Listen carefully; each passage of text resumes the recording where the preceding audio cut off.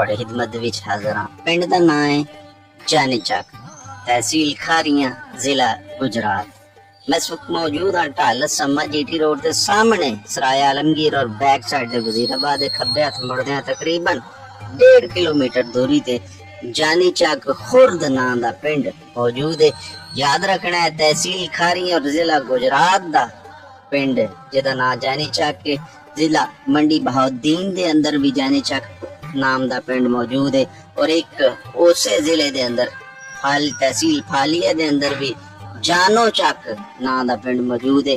तुसी ख्याल करना है ये जेड़ा पिंड जानी चक है ये तकरीबन जिला गुजरात दे शहर डिंगा तो 12 किलोमीटर दूरी ते वाक़या है, जिहदा नाम है जानी चक खुर्द।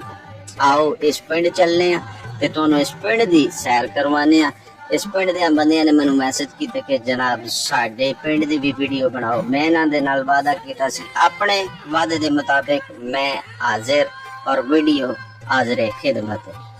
और जनाब इस पिंड दे अंदर चलने खसूसी तौर ते इस वीडियो दे वास्ते साडे नाल ताबन हासिल है भाई रासब अली, जेड़े इस वक्त पुर्तगाल बैरून मुल्क सैटल ने, उत्थे हुंदे ने ते बहुत शुक्रिया जी उन्हां दा। उन्हां साडे नाल ताबन कीता इस वीडियो दे वास्ते ते असी जनाब उन्हां नू सलाम अर्ज करने। जानी चक पिंड माशाअल्लाह काफी बड़ा पिंड है।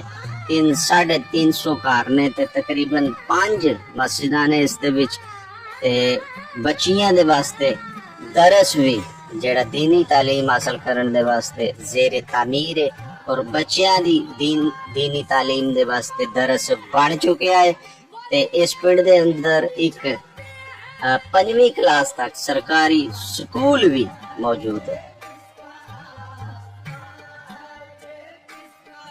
तो जनाब इस पिंड दे अंदर एक दरबार भी मौजूद है, जेड़ा पीर सैयद मौला शाह नाम दे बुजुर्ग दा दरबार है, वो भी इस पिंड दे अंदर मौजूद है। बड़े चंगे लोकी ने इस पिंड दे ते तुसी एक घर और बिल्डिंगां देख के तुसी अंदाजा ला सकदे हो इस पिंड दे बंदे भी यूरोप दे विच सैटल ने। तकरीबन तहसील खारियां और जिला गुजरात और जिला मंडी बहाउद्दीन दे हर घर दा तकरीबन एक फर्द यूरोप दे अंदर सैटल है। और माशाअल्लाह साडे जिलियां दी माशी हालत भी बाकी जिलियां दी निस्बत अल्हम्दुलिल्लाह बेहतरीन है। वीडियो दे विच तुसी वेखिया होवेगा कि बच्चे क्रिकेट खेड रहे ने गली दे अंदर। ये जनाब एडा शौक एडा जुनून इस खेड दा, नालियां की ते गलियां की ते नहरां की ते सैफल की ते ग्राउंड की हर जगह दे उत्ते क्रिकेट खेडी जांदी है।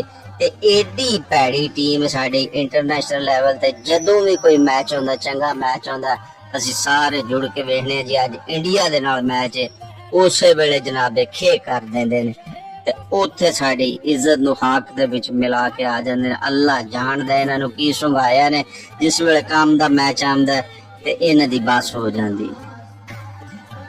ते सर्दियां आ रही ने, तुसी वेखिया होवेगा मोटरसाइकिल लेके गया, मैनू गल याद आ गई। एक बंदा शदीद सर्दी ते मोटरसाइकिल ते जा रहा सी, उन्हें वेखिया जी गलमे दे विच गले दे विच ठंडी हवा पै रही है, उन्हें जैकेट लाई ते ओ पुठी कर ली, ओदा मुंह पुठा कर लिया, ओदा गला पुठा कर लिया, जिप बंद की ते टुर पिया। मोटरसाइकिल पे जाया, थोड़ी देर अगे गया ते ओ डिग गया, ओदा एक्सीडेंट हो गया। बंदा डिगा जोर दे नाल बेहोश हो गया। कुछ बंदे आए ते उन्हां वेखिया जी ये की एक्सीडेंट होया, उन्हां बंदे नू चुकिया ते वेखिया बंदा बेहोश है, पिछ एक बड़ा सियाणा बंदा, ओ बड़ा सियाणा बंदा, उन्हें जिस वेले वेखिया ना ये बंदे दी ते धौनी पुठी, ते जैकेट उन्हें पुठी पाई सी, उन्हें आख्या जी एदी ते धौन ही मुड़ गई, एडा डाडा डिगया, आओ रल मिल के एदी धौन सीधी करी।